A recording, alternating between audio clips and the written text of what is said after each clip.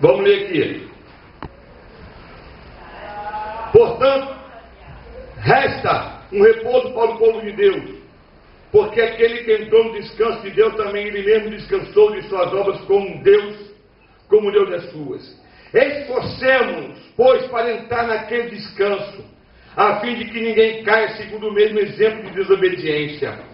Porque a palavra de Deus é viva e eficaz, e mais cortante do que qualquer espada de dois gumes, e penetra até o ponto de dividir a alma e o espírito, juntas e medulas, e é apta para discernir os pensamentos e propósitos do coração. Segundo ponto, ser diligente. Entrar no descanso e ser diligente. E aí está um sentido oposto, que é o amadurecimento, o crescimento, o aperfeiçoamento de Deus. Buscar com diligência, buscar com entusiasmo, buscar com euforia, buscar com sede, buscar destemido.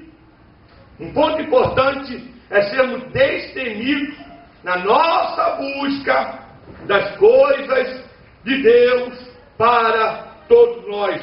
E aí vem essa necessidade de buscarmos a Deus, as coisas de Deus, de maneira prioritária na nossa vida. Prioritária. Ter ela como prioritária em nossas vidas. E aí tudo aquilo que vai nos embaraçar, tudo aquilo que vai nos ocupar, medirmos, ponderarmos sobre ela, ponderarmos sobre cada uma delas. Família não é peso para nós. Relacionamento conjugal não deve atrapalhar seu crescimento diante de Deus. Mas outras coisas atrapalham nossas vidas. Vícios, situações que ocupam a nossa alma, que não tem nenhuma importância para todos nós. Dedicações que elas não vão dar nenhum tipo de acréscimo a todas as nossas vidas. E aí, nós também abandonar uma profissão, ter uma profissão, estudar uma profissão, crescer numa profissão, se aperfeiçoar numa profissão, estudar, mas ela não deve ocupar, não deve impedir o crescimento. E eu estou falando de ocupações, de situações que engolem, que ocupam, que avançam o nosso crescimento. Eu não quero ser redundante, nem uma linguagem, perfil popular, mas entrarmos e participarmos de situações que dificultam. Vou falar, não quero ser redundante. A televisão atrapalha. Como atrapalha? Eu estava assistindo um repórter, eu falei, não trouxe nada, não trouxe uma informação, não trouxe uma criança que não sei que andar, o cara segurou, aconteceu isso, o que é isso? O que isso vai trazer? Não torna imbecis, não torna idiotas. Assistir coisas, vai no YouTube, você vê lá, palestras sobre assunto tal na Bíblia, 300 ouvintes, 400 ouvintes, eu dizendo que eu vi lá 300, um cara fazendo uma palhaçada, falando 1,5 milhão de pessoas assistiu. O que é relevante se abandona, o que é irrelevante se ocupa. Nos prendemos, ficamos presos. E aí, o que é isso? Buscar com diligência, ser crente, deixar as coisas crescer, é uma condução de 24 horas, é um trabalho constante. Ocupar o tempo todo. ocuparmos o tempo todo nela, nos ocuparmos a todo instante nela, termos diligência. O que Deus quer ver é a sua disposição para as coisas de Deus. Porque senão você vai ficar. E aquele que chegou depois de você, mas compreendeu corretamente o propósito de Deus, vai passar à sua frente.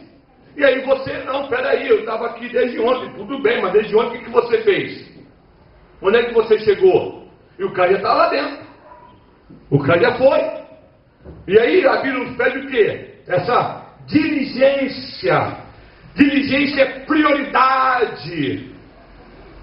Dar prioridade. Eu não gosto de ler.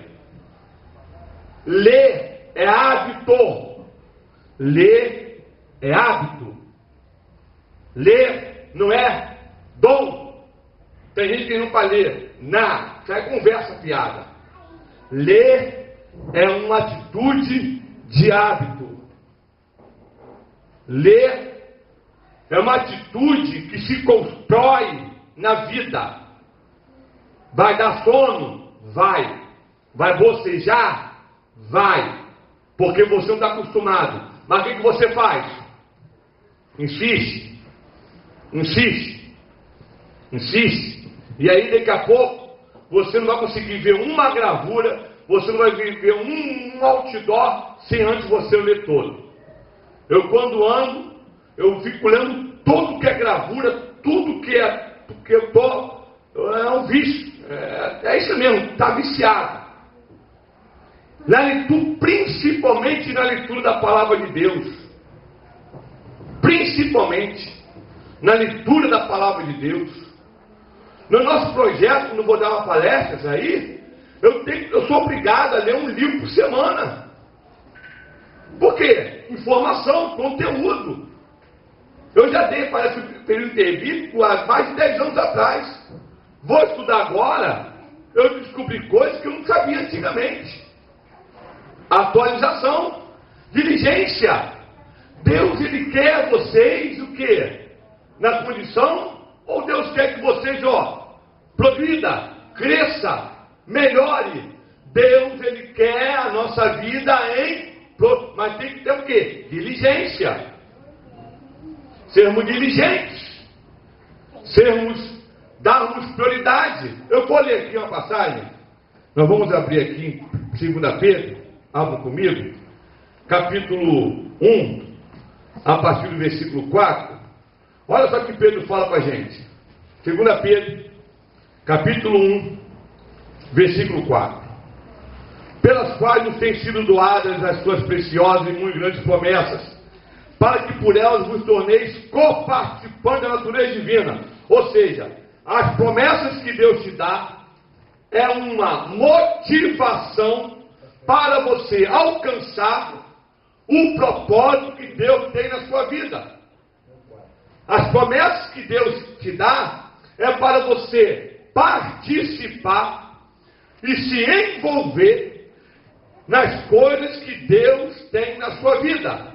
As promessas não é apenas uma bênção de nossa vida, ela é uma motivação de Deus. E aí está, eu fui abençoado, mas houve progressão, houve alvo, houve conquista. Não houve. Deus não abençoa de forma aleatória ou sem uma finalidade. Eu fui abençoado. Deus abençoou. Cuidado com isso. Porque Deus quer você um propósito na sua vida. Porque Deus quer que você se motive nas coisas dele. Se sua vida você não tem visto as bênçãos de Deus, cuidado. A culpa não é de Deus. A culpa é sua. Porque você não está progredindo com as coisas de Deus. E quando Deus não tem mais promessas para a nossa vida, é porque Deus não tem mais propósitos conosco. Se Deus tem promessas, é porque Deus tem propósitos. E se Deus ele vai cumprindo as suas promessas, é porque Deus quer que você esteja no propósito dele. Mas se você não está conseguindo alcançar e realizar os propósitos de Deus, é porque não está vendo o quê? Um aperfeiçoamento para realizar aquilo que Deus te dá. Continuando. Livrando-vos da corrupção das paixões que há no mundo. Por isso mesmo, vós, reunidos na vossa diligência, associeis com a vossa fé virtude. Olha só, associe a sua fé virtude. O que é virtude? O que é virtude, gente? Virtude é pessoa que tem uma boa índole.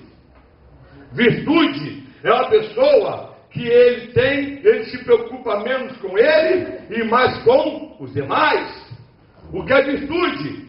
Fala de ética, fala de moral, fala de integridade, fala de posição correta. Virtude. Com a virtude, o conhecimento. Veja que o crente não pode ficar sem fé, o crente não pode ficar sem virtude, e crente não pode ficar sem conhecimento. Deus te colocou numa posição, num lugar, você tem que melhorar o seu entendimento para executar melhor naquilo que Deus está te falando. E tem a virtude. Deus te colocou na frente, Deus quer o quê? Virtude. Continuando. Com conhecimento, domínio próprio. Domínio próprio é o que é, né? Domínio próprio é controle. É controle. Controlar. E com domínio próprio o que? A perseverança. Deus quer que você seja constante.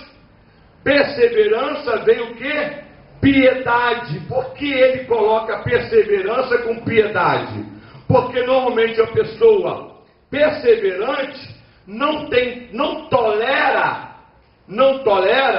aqueles que são inconstantes, aqueles que não são destemidos. E aí trabalha o que? Piedade, para eu ter compaixão do que não estão. E essa compaixão não é complacência, não é, mas ajudá-los, motivá-los. Não é essa atitude, não é soberba, porque perseverança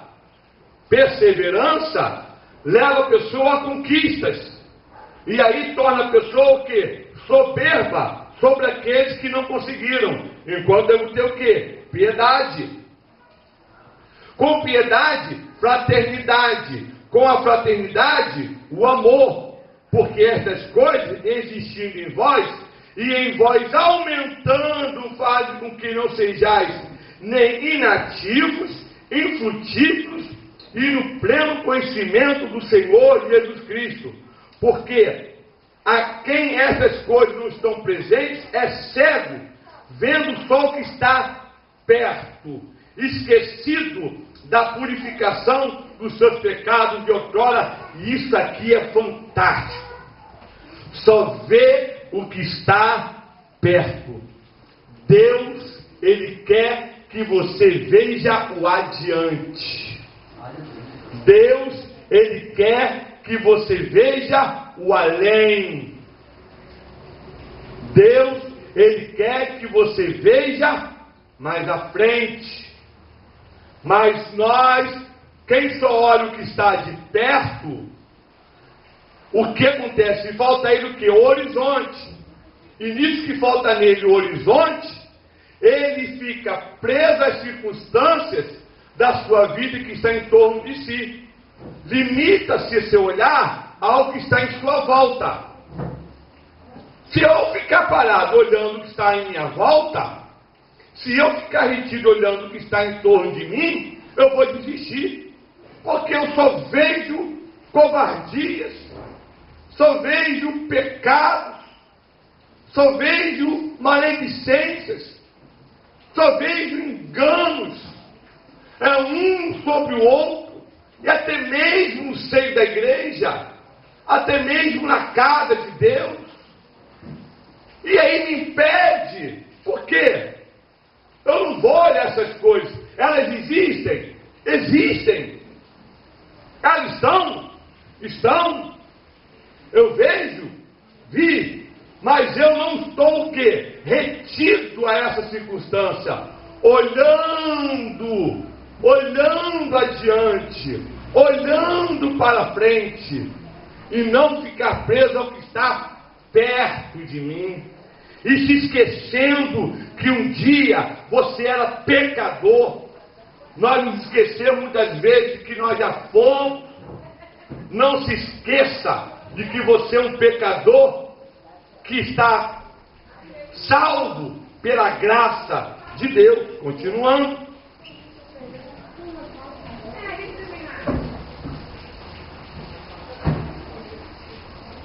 Versículo 10. Por isso, irmãos, procurai com diligência cada vez maior confirmar a vossa vocação e eleição, porquanto procedendo assim não tropecereis em tempo algum, pois é dessa maneira é que vos será amplamente suprida a entrada no reino eterno de nosso Senhor e Salvador Jesus Cristo. Por essa razão, sempre estarei pronto para trazer-vos lembrados acerca dessas coisas, embora sejais certo da verdade já presente convosco e nela confirmados. Aí está, o grande propósito que Deus quer. Deus, Ele quer que você chegue até Cristo. Deus quer que você chegue no final. O grande problema não é tanto